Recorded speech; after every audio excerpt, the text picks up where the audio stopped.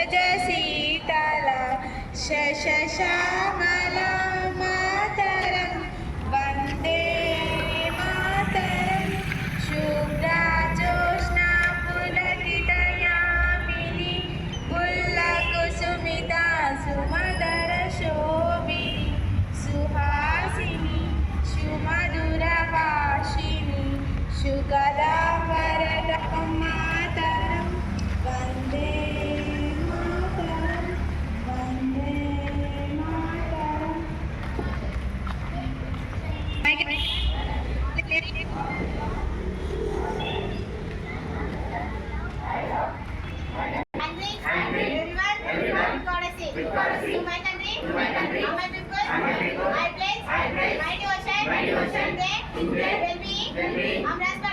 Good morning children's.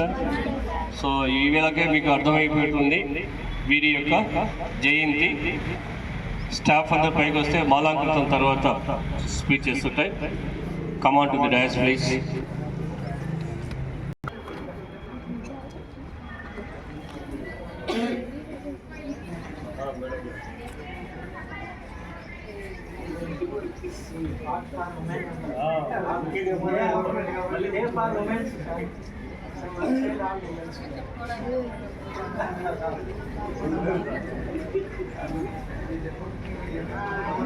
చెప్పుకొని బతుకుతున్నారు అట్లా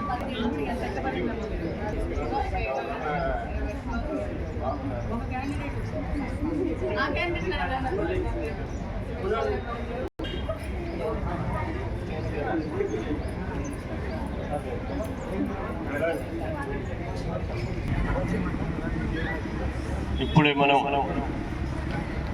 వీరికి మాలాంకృతం చేయడం జరిగింది. సావిత్రిబాయి పూలే వీరు స్త్రీ జీవనోద్ధరణ కొరకు ఇండియాలో మొట్టమొదటి ఉమెన్ టీచర్, ఉమెన్స్ కోసం స్టూడెంట్స్ కోసము మొట్టమొదటి పాఠశాలను ప్రారంభించిన వ్యక్తి. ఆనాడు ప్లేగు వ్యాధి వచ్చి ప్లేగు వ్యాధి ఎలాగైతే మదర్ తెరీసా అక్కడ మురికివాడలో సేవ చేసిందో అదేవిధంగా వీరు కూడా సేవ చేస్తూ ఎవరైనా మా వంశం కావాలి, వంశం అభివృద్ధి కావాలి అని పెళ్లి చేసుకొని పిల్లలను మనము జనరేట్ అయితే చేస్తామో వాటిని కూడా భార్య భర్తలు ఇద్దరు నిర్ణయం తీసుకొని పిల్లలే వద్దు అని త్యాగం చేసిన మహామనిషి, ఆధునిక విద్య వైశిష్టం కలిగిన మహామనిషి వీరు జ్యోతిరావు పూలే గారు. భార్య ఇద్దరూ కలిసి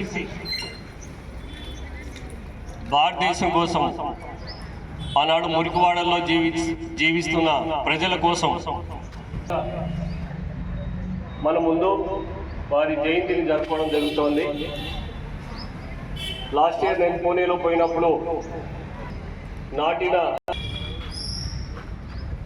నేను పోయిన రోజు వర్షం కాబట్టి ఆ రోజు కింద పడే 2 ఫలాలు తిన్నా, మామిడి పళ్ళు తిన్నా. సో ఇక్కడ తినడం ఇంపార్టెంట్ కాదు, నిస్వార్థ సేవ, నిస్వార్థంగా ప్రజలకు సేవ చేయాలనే ఆలోచన ఉన్న వ్యక్తి.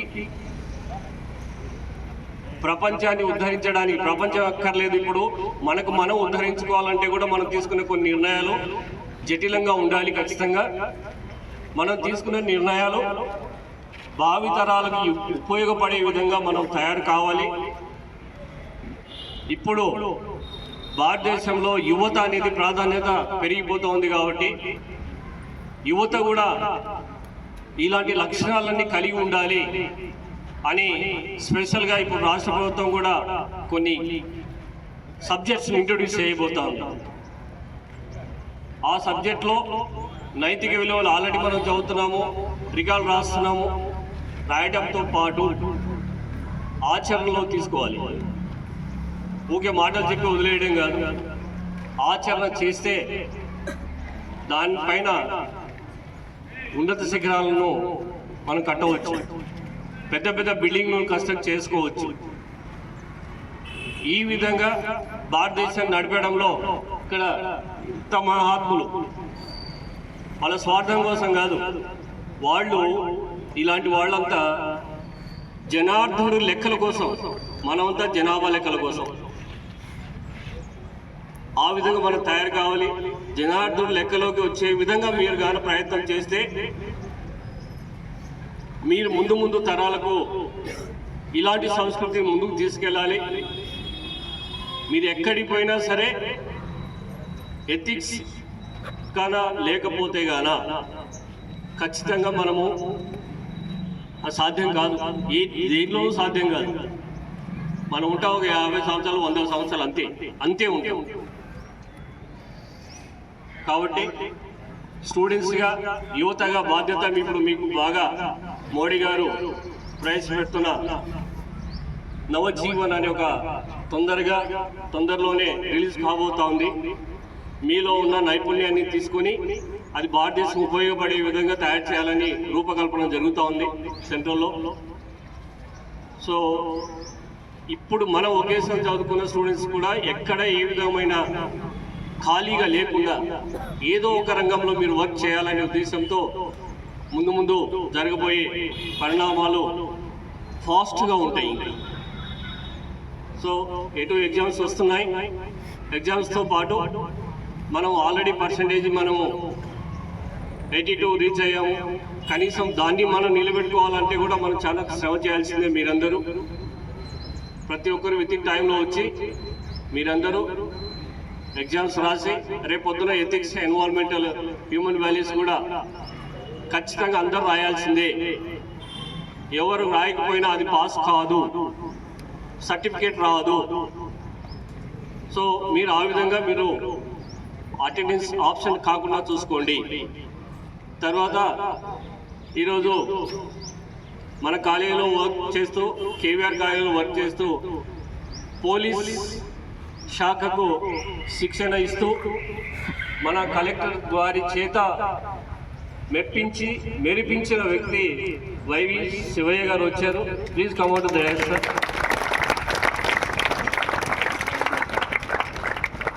సో వారు సూచన చేస్తారు.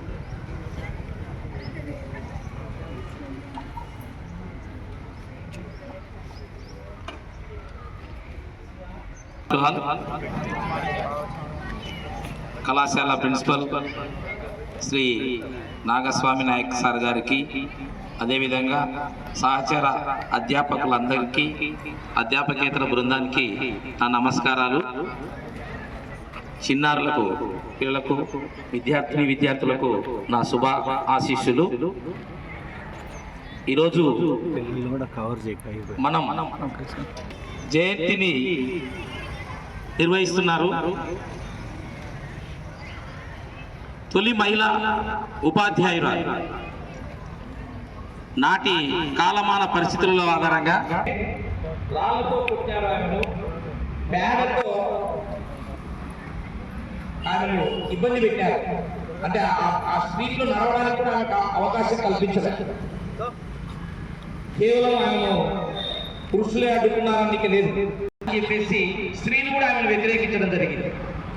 పట్టుదలతో ఒక మహిళా స్కూల్ను, మహిళా పాఠశాలను ప్రారంభించి మహిళలకు, అంటే నాటి బాలికలకు విద్య నేర్పడం వలన ఈరోజు భారతదేశంలో సగటులను ఈరోజు అన్ని రంగాల్లో ముందుకెళ్తున్నారు అంటే ఒక విద్యనే ఆధారం.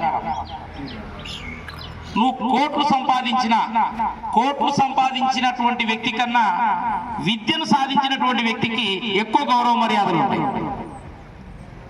విద్య అనేది ఒక పునాది, వ్యక్తి వికాసానికి కానీ వ్యక్తిత్వాన్ని పెంపొందించుకోవడానికి కానీ విద్య అనేది ప్రధానమైనటువంటి ఆధారం. అటువంటి విద్యను మహిళలకు అందించినటువంటి మహనీయురాలు శ్రీమతి సావిత్రిబాయి పూలే. ఎందుకు అంటే ఈరోజు చూస్తాం మీ కళాశాలలోనే మేడమ్స్ ఉన్నారు, సారులు ఉన్నారు. ఈరోజు మేడమ్స్ ఇక్కడ నుండి చదువు చెప్పగలుగుతున్నారు అంటే తొలి పాఠశాలను స్థాపించిన ఆమెనే కారణం. సావిత్రిబాయి పూలే ఒకవేళ, ఎందుకంటే భార్యాభర్తలు ఇద్దరు అట్టడుగు వర్గాల యొక్క అభ్యున్నతికే కృషి చేసినారు. భర్త సామాజిక రుగ్మతలను రూపుమాపడానికి తీవ్రంగా కృషి చేస్తే ఆయన శ్రీమతి విద్యను అందించి, మహిళలకు విద్యను అందించి ఒంటింట్లో ఉన్నటువంటి మహిళను చట్టసభలకు తీసుకురావడానికి కృషి చేసింది. ఈరోజు భారత రాజ్యాంగం మహిళలకు సమాన హక్కులు కల్పించింది. మహిళలకు అన్ని విషయాల్లో సమానమైనటువంటి హక్కులు కల్పించి ప్రత్యేకంగా చట్టసభల్లో కూడా రిజర్వేషన్ సిస్టాన్ని తీసుకురావడానికి మూలం నాటి విద్యా వ్యవస్థనే. అదే చదువుకోకపోయింటే ఏమని వాళ్ళు, ఇప్పుడు మీరే ఉన్నారు, చదువుకోకపోతే ఏం చేసిండే వాళ్ళు, నిజంగా మాట్లాడదాం జనరల్ గా. మీరు చదువుకోకపోతే ఏదో పక్కింటి అబ్బాయికి మేనమామ కొడుకు ఎవరు కొడుకు పెళ్లి చేసాం, అంతకన్నా వేరే ఏం లేదు. ఒకే కాన్సెప్ట్ ఉండేది ఆ రోజు. కానీ ఈరోజు మీరు ఎప్పుడైతే చదువుకుంటున్నారో జీవితంలో స్థిరపడి, ఒక రకంగా చెప్పాలి అంటే ఇంటికి ప్రధాన ఫైనాన్స్ మినిస్టర్ ఎవరంటే మహిళ. ఉద్యోగాలు రావడం అంటే ఒక రకంగా ఫైనాన్స్ మినిస్టర్ అయిపోయినారు ఇంటికి. తండ్రి చదువుకుంటే కేవలం అంతవరకు ఉంటే, తల్లిగాన చదువుకుంటే ఖచ్చితంగా ప్రతి క్షణం ఇంట్లో ఉంటుంది, ఏమైనా చదువుతున్నావా లేదా అని చెప్పగలరు. చదువుకున్న వాళ్ళు మాత్రమే ఆ విధంగా మనల్ని ముందుకు తీసుకురావడం జరుగుతుంది. ఒకరోజు ఆమెకు చదువు అనేది ఏమంత మనకు ముఖ్యం అవసరం అన్నప్పుడు ఆమె ముందు చూపుతో చెప్పింది, ఈ రోజు కాదు భావి తరాలలో మహిళ తల ఎత్తుకొని తిరగాలంటే ఖచ్చితంగా విద్యనే ఆమెకు ఆధారమైంది. విద్య లేకపోతే అటువంటి అవకాశమే ఆమెకు రాదని చెప్పేసి. సో ఇలా అనేక మంది మహిళలు చదువుకున్నారు. మహిళల చదువు అనేది అంటే ఇంటికి దీపం ఇల్లాలు, అది ఓల్డ్ కాన్సెప్ట్. ఇంట్లో చదువుకున్న మహిళ ఉంటే ఆ ఇల్లు సుందర వందనం, ఒక రకంగా సుందర నగరం అయిపోతుంది, ఇల్లు అయిపోతుంది, ఒక బ్యూటిఫుల్ హౌస్ గా మారుతుంది. కాబట్టి సావిత్రిబాయి పూలే స్థాపించినటువంటి అంశాన్ని ప్రాతిపాదికగా తీసుకుని మీరు ప్రతి ఒక్కరూ అంటే ఈ చదువుకొని మంచి స్థానానికి రావాలి అంటే మనకున్నటువంటి ఇంపార్టెంట్ పాయింట్, మనకున్నటువంటి ఇంపార్టెంట్ అంశం ఏంటంటే బాగా చదవడం. అంటే వృత్తి విద్య మీరు చూస్తుంటున్నారు, మహిళలకు కూడా ఉపాధి అవకాశాలు పెంచడానికి వృత్తి విద్యను కూడా చాలా నాగస్వామి నాయక్ సార్ గారు నేను చాలాసార్లు చూస్తుంటాను వాట్సాప్లో, ఫేస్బుక్లో. మీకు నవంబర్ 26 నేను రావాల్సింది, డ్యూ టు అక్కడ కొన్ని పరిస్థితుల వల్ల నేను రాలేకపోయినాను. భారత రాజ్యాంగ దినోత్సవం చెప్పే రోజు నేను మీకు దగ్గరికి రావాలనే ప్రోగ్రాం కూడా ఫిక్స్ అయింది. చాలా ప్రోగ్రాం నిర్వహిస్తుంటాడు సార్. ఏదో విధంగా నేనంటే something is better than nothing, something is better than nothing. ఏదో ఒక సమస్యలు ప్రతి కార్యక్రమాన్ని నిర్వహించడం, ఆ కార్యక్రమం ద్వారా కొంతమందికి హైలైట్ చేయడం.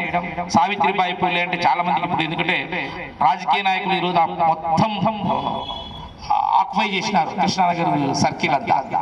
కానీ మనం అలా కాదు, వాళ్ళకి ఈ రోజే మాత్రమే గుర్తొస్తుంది. మనకు నిత్యం పుస్తకం ఓపెన్ చేసినప్పుడంతా ప్రతి ఒక్క అమ్మాయి అదే ఆలోచించాలా, సావిత్రిబాయి పూలే లాగానే నేను సాధించాలి అని. ఒక గొప్ప కాన్సెప్ట్ పెట్టుకోండి. ఒక మహిళ మీరు ఇప్పుడు ఏదో కాలేజీలో చేర్పించినాము, కాలేజీలో చదువుతున్నాము అనేటువంటి కాకుండా కష్టపడి చదవాలా, కష్టపడి ఇష్టపడి చదివి బాగా మంచి మార్కులతో సాధించి కళాశాలకు పేరు తీసుకురావడమే కాదు, మీరు కూడా ఉన్నత శిఖరాలకు చేరుకొని మంచి అంటే ఒక మంచి అభ్యున్నతికి చేరుకోవడానికి మీకు ఉపయోగపడుతుందని చెప్పేసి నేను భావిస్తున్నాను.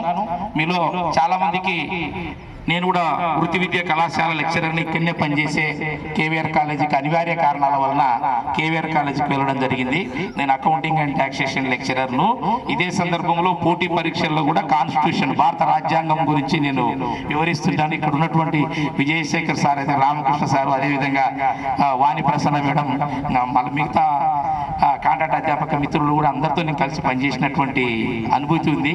ముఖ్యంగా నేను చాలా హ్యాపీగా ఫీల్ అవుతున్నాను. నిన్ననే ఒక కార్యక్రమంలో దీపికా పాటిల్ ఐపీఎస్ మేడం గారితో కార్యక్రమంలో పాల్గొన్నా కూడా అక్కడ ఎంత ఆనందపడ్డానో. నేను పనిచేసినటువంటి కళాశాలలో మీకు 8:25 సార్ ఫోన్ చేసి నువ్వు రావాలంటే ఖచ్చితంగా వస్తాను సార్ అని చెప్పేసి వెంబడే రావడం జరిగింది. ఈ కార్యక్రమానికి నన్ను ఆహ్వానించినందుకు సార్ గారికి ప్రత్యేకంగా కృతజ్ఞతలు. అదేవిధంగా మీకు కూడా ముఖ్యంగా నేను చెప్పేటువంటి అంశాలు, ప్రతి అమ్మాయి ఈ రోజు నుంచే ఫస్ట్ ఫెయిల్ ఉండకూడదు.